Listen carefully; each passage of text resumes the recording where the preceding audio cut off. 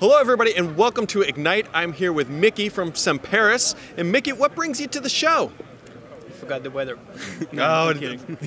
It is a little hot outside. We did this before and well, it's about 9 million degrees inside and I'm probably turning about 82 degrees inside. Yeah, and it's raining like crazy outside here. Well, what brings me to Ignite, I would say Microsoft, everything is kind of happening here. And we're super excited to be here this year and to announce on the new things that we released during last year. Our focus during the last year was dealing with everything identity related for the enterprises. A lot of the focus was around the ransomware recovery and what do you do after that horrible moment that you've realized that your identity repository has been hacked. What next?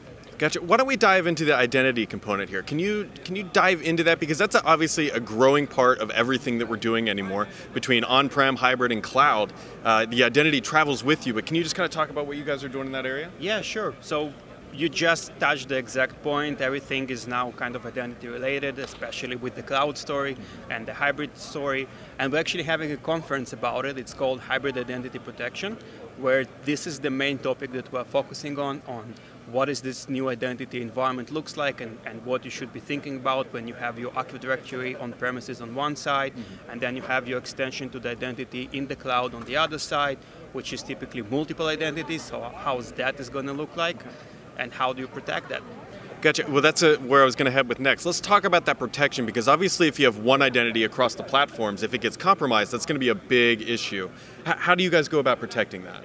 Great question. And I would say that when thinking about identity protection, you should think about several things. The first one is where does everything start, which in our case would be the Active Directory.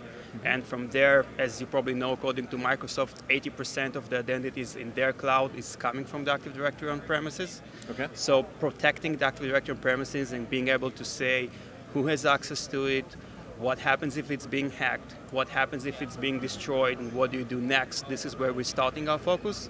Okay. But then it actually goes into what do we have in Azure AD. And as you probably know, the correlation between identities is not that simple because the security identity is not moving with you. So how do you even know who is doing what in your Azure AD as well?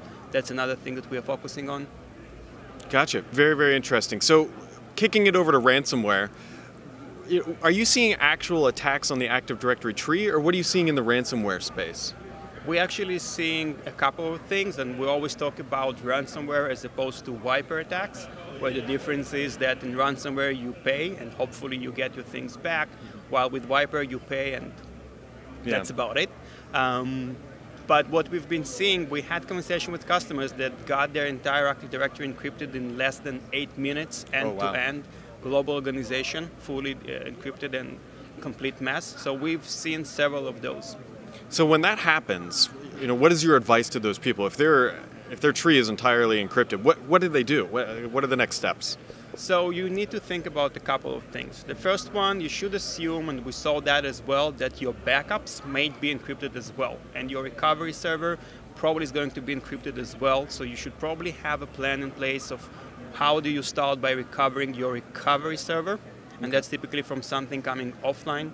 Definitely do not rely on your Active Directory to be available to authenticate to those servers, because it might not be available to you, and then be able to map out what is critical for you in terms of infrastructure and what is your recovery plans for those particles.